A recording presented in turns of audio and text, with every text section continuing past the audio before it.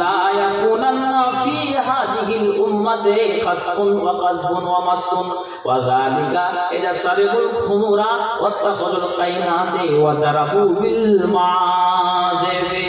আনাস থেকে বর্ণিত, নবী সাল্লাল্লাহু আলাইহি ওয়াসাল্লাম বলছেন, যখন আমার উম্মত নেশাদার দ্রব্য পান করবে, এক, নায়িকাদের নিয়ে নাচ গানে মত্ত হবে, দুই, বাদ্যযন্ত্রের প্রতি আগ্রহী হবে। কটা বললাম, কান খুলে শুনবেন, আবার শুনিয়ে দিই।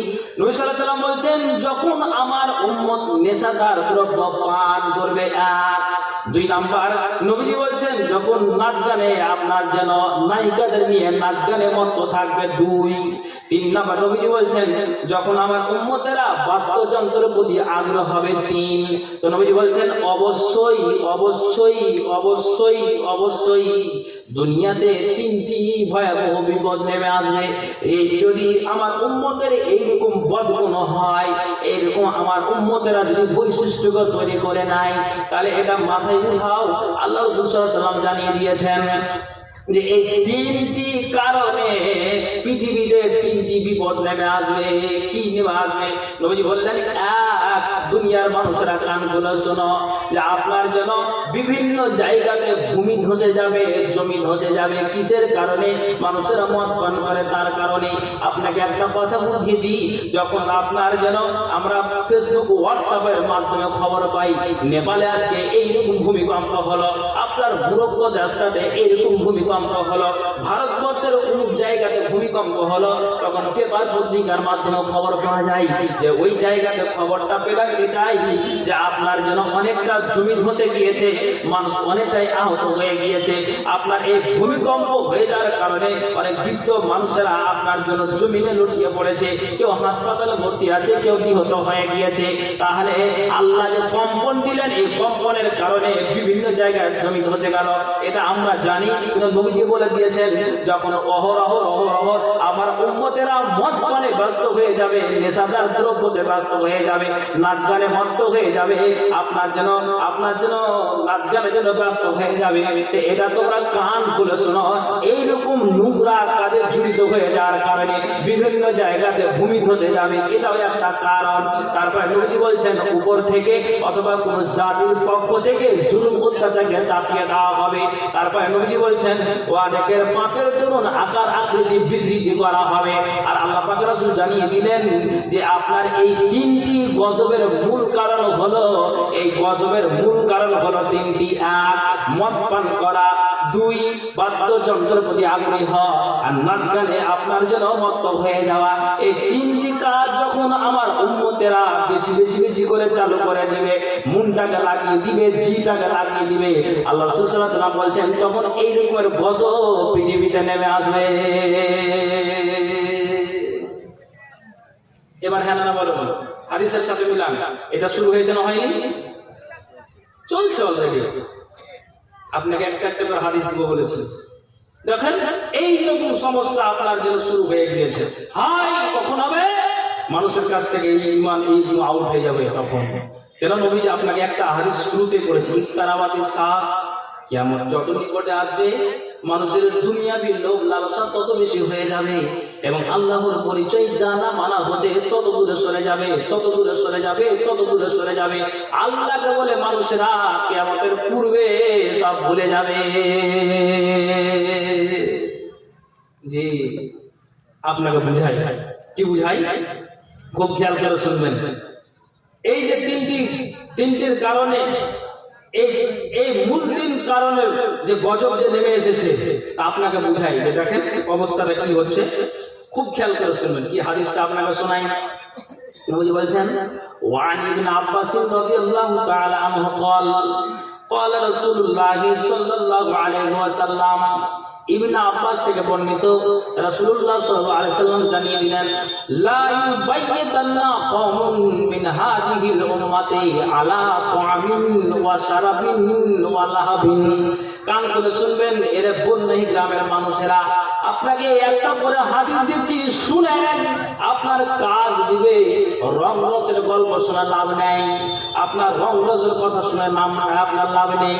আপনি দুটো কোরআন হাদিসের কথা শুনেন। আমরা শেষ জামানায় চলে এসেছি, আমরা কোনখানে পড়ে আছি, হাই আফসোস, নিজেকে দুঃখ লাগে। আল্লাহ কোন জমানাতে আছে। আল্লাহ ইমানটা বাঁচাটা কঠিন হয়ে গিয়েছে, ইমানকে বাঁচানো বড় একটা দায় হয়ে গিয়েছে।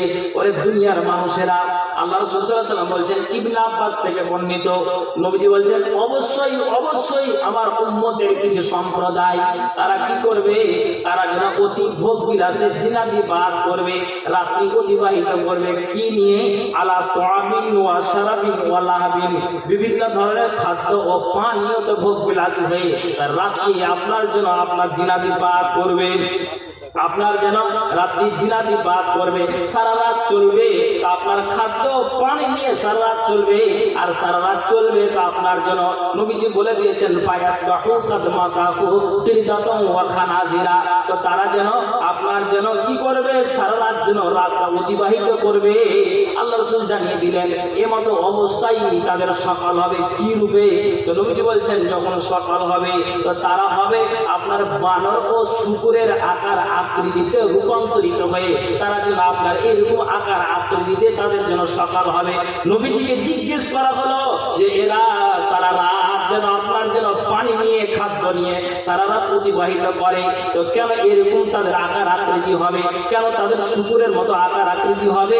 কেন তাদের আপনার যেন বানরের মতো আকার আকৃতি হবে? নবীজি বলছেন, এক শ্রেণীর মানুষকে আল্লাহ ধন দিয়েছে, এক শ্রেণীর মানুষকে আল্লাহ মাল দিয়েছে।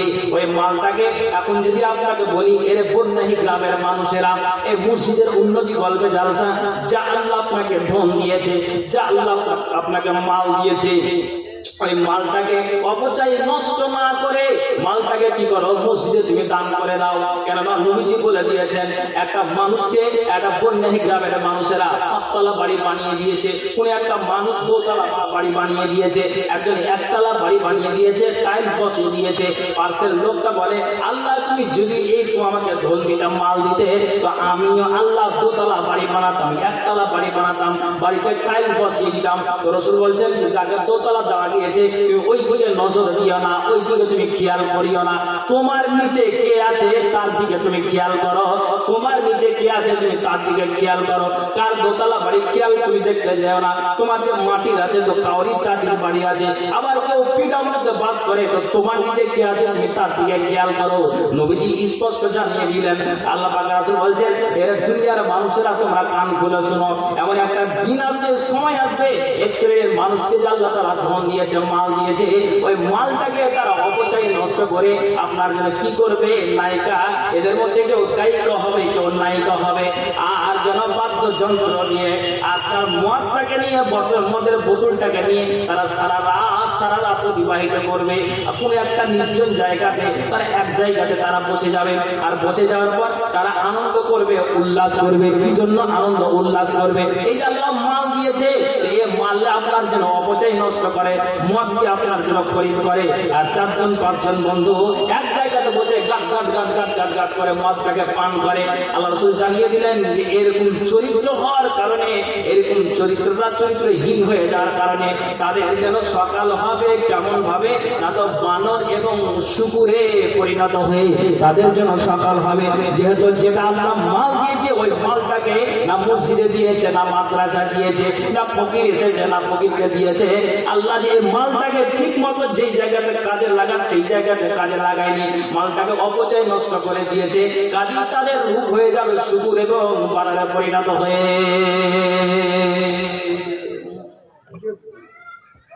জি, এ দেখেন, অথচ আপনাকে যদি একদম মসজিদের জন্য ভিক্ষার ঝুলি ধরা যায়, আপনার মাথার মগজ আলাদা হয়ে যাবে। কিন্তু এমন একটা দিন সময় আসবে, মাল অপচয় নষ্ট করতে গেলে নবীজি বললেন, শুনে রাখো, এরা আনন্দ প্রমোদে রাত্রি অতিবাহিত করবে, বিভিন্ন ধরনের খাদ্য পানীয়তে ভোগ বিলাসী হয়। কিন্তু এমন একটা দিন সময় চলে আসবে, মালটাকে অপচয় করার কারণে এই শ্রেণীর মানুষগুলোর আকার আকৃতি বানর শূকরে পরিণত হয়ে যাবে। আল্লাহু আকবার। ভাই, কখন হবে এটা? যখন তোমার কাছ থেকে ঈমানটা আউট হয়ে যাবে, যখন তোমার কাছ থেকে আল্লাহর ভয়টা উড়ে যাবে, তখন এটা জেনে নিয়েও তোমার কাছ থেকে এগুলো সব চলে যাবে। তখন যাহা মনে রাখবে তুমি তাই করবে, তুমি মানুষকে পারওয়া করবে না। ভাইজান কি শুনবে না? বলছি এই জন্য যে মাথায় উঠান, কাজে লাগান। ভাইজান এই রকমের অবস্থা সব হয়ে যাবে। আর কি হবে আমরা সবাই জানি। জি আজকে বরনাহি থেকে মনে করেন একটা উদাহরণ, যে আজকে বরনাহি গ্রাম থেকে এই বছর কতজন হাজি গেল? 10 জন। অমুক গ্রাম থেকে শামসিয়ে কতজন? 5 জন। টোটাল হিসাব করে কাবা ঘরে দিয়ে হিসাব করা যাচ্ছে। সরকার হিসাব বলছে যে আপনার 37 থেকে 38 লক্ষ হাজি সারা পৃথিবী থেকে এসেছে, বিভিন্ন দেশ থেকে এসেছে। তো যেখানে ইমাম নামাজ পড়াচ্ছেন ওই জায়গাটা পাথরটাতে লাগে যা লাগে 5,000 টাকা যদি লাগে এখন 2500 টাকা উনি দিয়ে দিলেন। আচ্ছা আচ্ছা ঠিক আছে, দেখ আল্লাহ কবুল করবে। আচ্ছা ঠিক আছে, তো বলছি ইনশাআল্লাহ। তো ভাই ঠিক আছে, দোয়া রাখবো। এবার আপনাকে কোনটা বলছি, আপনাকে কোনটা বলছি যে হাজি যাই, তখন হিসাব হলো যে 37 থেকে 38 লক্ষ হাজি এবছর এসেছে। এরকম ফেসবুক হোয়াটসঅ্যাপ নেটের মাধ্যমে খবরগুলো পাওয়া যায়। কিন্তু এবার আপনাকে বলছি মানুষের রীতিটা কি হবে, নবী বলছে কিয়ামতের লক্ষণটা কি হবে। অনেক এগুলো হাদিস আছে, অতটুকু বলতে পারা যাবে না, যেহেতু পিছনে তো আরো দুজন বক্তা আছে। আমি যতটুকু সময়ের মধ্যে বলতে পারি, যতটুকু বলতে পারি এগিয়ে যেতে পারি, ততটুকু শুনেন। ইনশাআল্লাহ আবার কোন জায়গায় আসলে আবার বলবো। এবার আপনাকে বলছি, নবী বলছেন এটা দুনিয়ার মানুষেরা কি করে, যখন হাজিরা হজ করে গিয়ে যায়, তখন আপনার সাফা মারওয়া করে, বুধকে পাথর মারে, এইগুলো তাদের কাজ আছে। আপনার জন্য মিনার প্রান্তে যায়, মিনার মাঠে যায়, আপনার জন্য দুম্বাকে নিয়ে সেইখানে কিন্তু আপনারও জানোয়ার জবা হয়। আপনাকে বলি যতগুলি আপনার নিয়মকরণ আছে, হজের যে কানুন আছে, সবগুলিকে পায়ে পায়ে করে মেনে আসে। এখন আপনাকে বলছি, নবীজি বলছেন ওয়ান আবি সাঈদ আল-খুদরি রাদিয়াল্লাহু তাআলা আনহু ক্বালা রাসূলুল্লাহ সাল্লাল্লাহু আলাইহি ওয়াসাল্লাম, আবু সাঈদ খুদরি থেকে বর্ণিত, নবী সাল্লাল্লাহু আলাইহি ওয়াসাল্লাম বলছেন লা তাকুমুস সাআত, কিয়ামত কতদিন পর্যন্ত হবে না, কতদিন পর্যন্ত হবে না, হাত্তা ইয়াহুজ্জু লা ইয়াহুজ্জুল বাইত, কতদিন পর্যন্ত হবে না, যতদিন পর্যন্ত কাবা ঘরে হজ হবে ততদিন পর্যন্ত কিয়ামত কায়েম হবে না। কিন্তু নবীজি বলছেন এমন একটা দিন আসবে, এমন একটা সময় আসবে, মানুষ ওই কাবা ঘরটাকে আপনার যেন হজ মনে করবে না। মক্কা মদিনা মানুষ যাবে, আপনার হাজীগঞ্জ হজ করা যায়, তা আপনার ওই কাবার মতো পবিত্র জায়গাটাকে, মদিনার মতো পবিত্র জায়গাটাকে, মক্কার মতো একটা সোনার জায়গাটাকে, মদিনার মতো সোনার জায়গাটাকে মানুষেরা কি মনে করবে যে এই জায়গাতে হজ হবে না, মানুষেরা হজ করা ছেড়ে দিবে। আল্লাহ বলছেন শুনে রাখো, মানুষেরা একটা অন্য স্থানকে, অন্য জায়গাকে নেকির স্থান মনে করবে। আল্লাহ পাক রাসূল বলছেন যতদিন পর্যন্ত কাবা ঘরে হজ আছে ততদিন পর্যন্ত কিয়ামত সংঘটিত হবে না।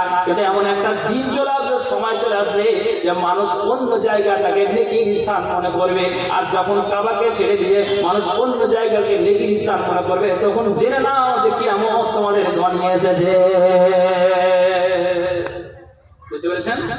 দেখেন শুরু হয়ে গিয়েছে বাংলাদেশের মাটিতে আপনার নকল কাবা বানিয়ে দিয়েছে। দেখেন ফেসবুকে নকল কাবা বানিয়ে দিয়ে বলছে যে কোথায় আর মক্কা মদিনা যাবেন, কম খরচেই বাংলাদেশে হজ হয়ে যাবে। হ্যাঁ কি মারবেন আগে, আর মুখে কি মারবেন, কাঁটা না জুতা? তাহলে এগুলো কিয়ামতের লক্ষণ, মাথায় রাখুন এগুলো কিয়ামতের লক্ষণ। কোথায় হজে যাবেন, কোন জায়গাতে যাবেন, দেখেন এই জায়গাতে কাবা তৈরি হয়ে গেছে। তো নবীজি কি বললেন যে যখন অন্য জায়গাকে নেকির স্থান মনে করবে, কাবা ঘরকে হজ ছেড়ে দিবে, এদের জেনে নাও যে কিয়ামত কাছে চলেছে, কিয়ামত শুরু হয়ে যাবে। হায় হায় এই অবস্থা শুরু হয়ে গিয়েছে ভাইজান আমার। অতএব সেগুলোকে মাথায় রাখতে হবে। এগুলো কিয়ামতের আলামত কখন হবে? এগুলো মানুষের যখন হৃদয়ে ঈমান আছে যতটুকু, যখন আউট হয়ে যাবে, আল্লাহর ভয়টা যখন চলে যাবে, যে দুনিয়ার মানুষ ভাইজান আমার, এটাই আপনাকে কথা বলছি, একটু মাথায় উঠান। নবীজি বলছেন ওয়ান আবি মুসা ক্বাল রাসূলুল্লাহ সাল্লাল্লাহু আলাইহি ওয়াসাল্লাম, আবু মুসা থেকে হাদিসটি বর্ণিত, নবী সাল্লাল্লাহু আলাইহি ওয়াসাল্লাম বলছেন লা তাকুমুস সাআতু, কিয়ামত অতদিন পর্যন্ত হবে না, কতদিন পর্যন্ত হবে না? হাত্তা ইয়াতুলার রাজুলু জারাহু ওয়া আকাহু ওয়া আবাহু। নবী বলছেন কতদিন পর্যন্ত কিয়ামত সংঘটিত হবে না? যতদিন পর্যন্ত মানুষ নিজের প্রতিবেশী, নিজের ভাই ও নিজের পিতাকে সহজেই হত্যা না করেছে।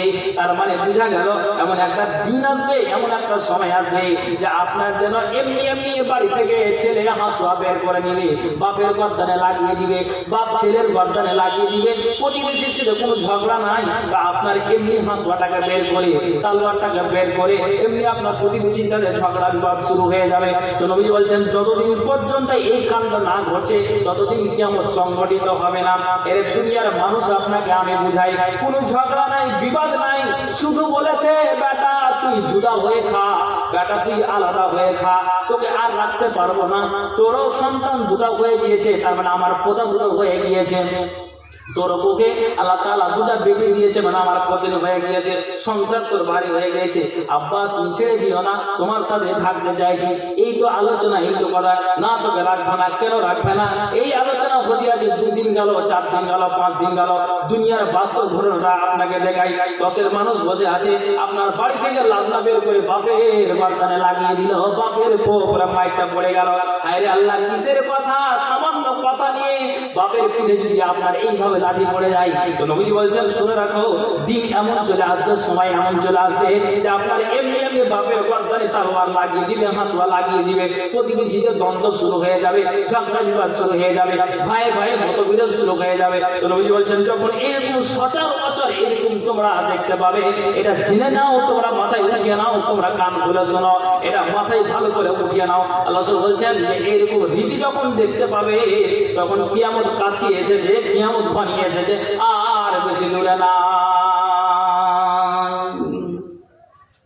জি, আর বেশি দূরে নাই।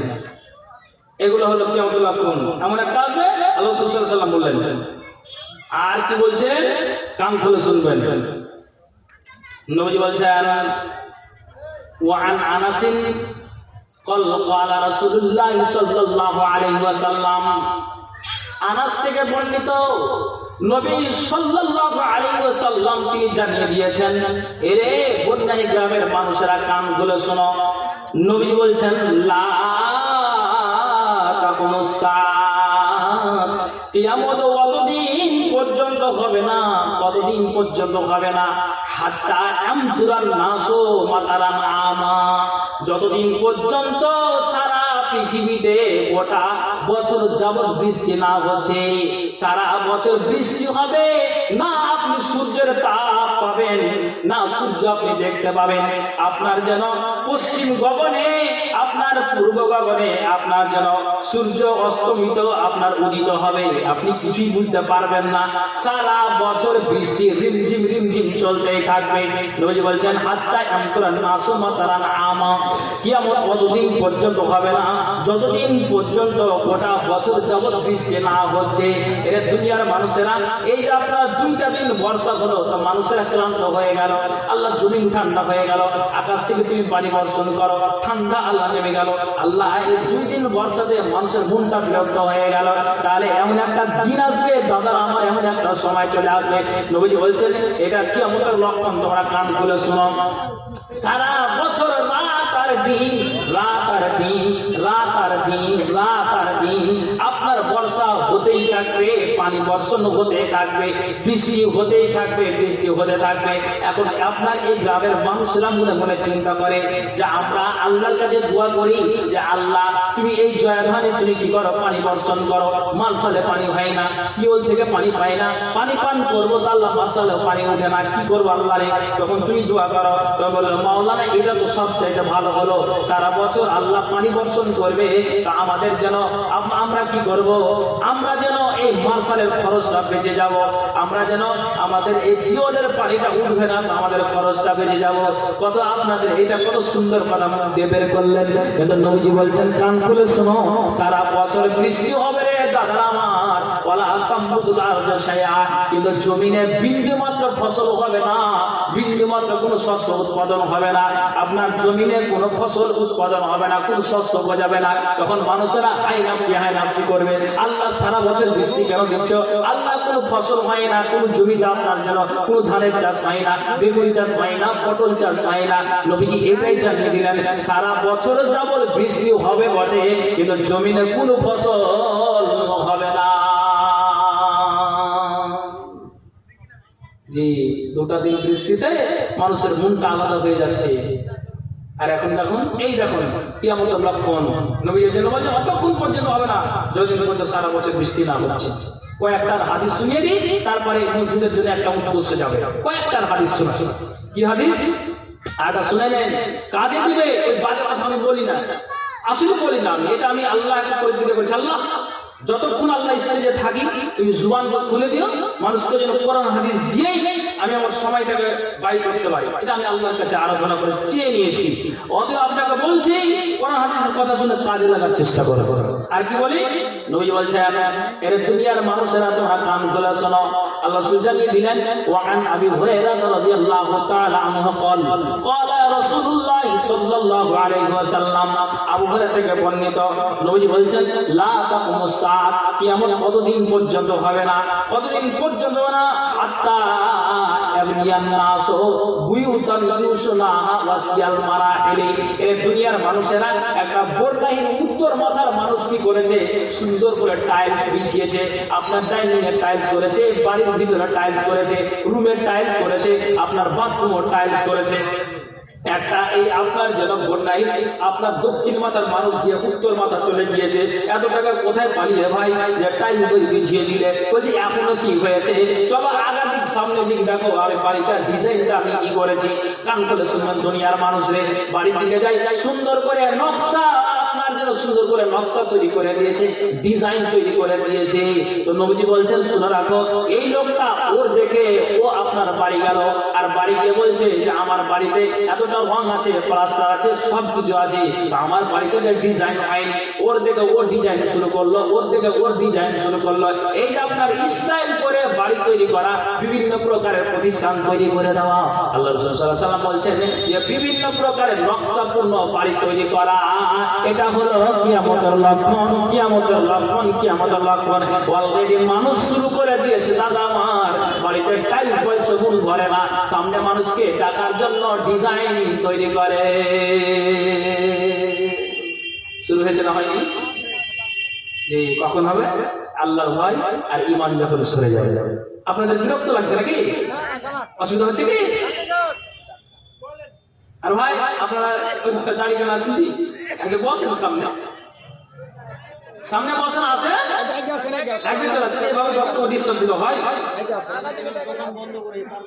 দেখেন আল্লাহর রাস্তা একটু আগে আসেন, আগে আসেন। আল্লাহর জায়গা বসলি না কিভাবে নেই? জি বসেন, বসেন। তো ভাইয়া হ্যাঁ, এবার আপনাকে বলছি আর একটা হাদিস দিয়ে দিই, তারপরে আমি আমার উদ্দেশ্য লিখেছি। একটা কথা মাথায় রাখবেন। কি কথা? যে এইরকম ডিজাইন পূর্ণ নকশাপূর্ণ বাড়ি তৈরি করা আল্লাহ বলেছেন যে কিয়ামতের লক্ষণ। কিয়ামতের লক্ষণ। আর দেখেন অলরেডি এগুলো আমরা দেখতে পাচ্ছি, অলরেডি দেখতে পাচ্ছি। তারপর আপনাকে বলি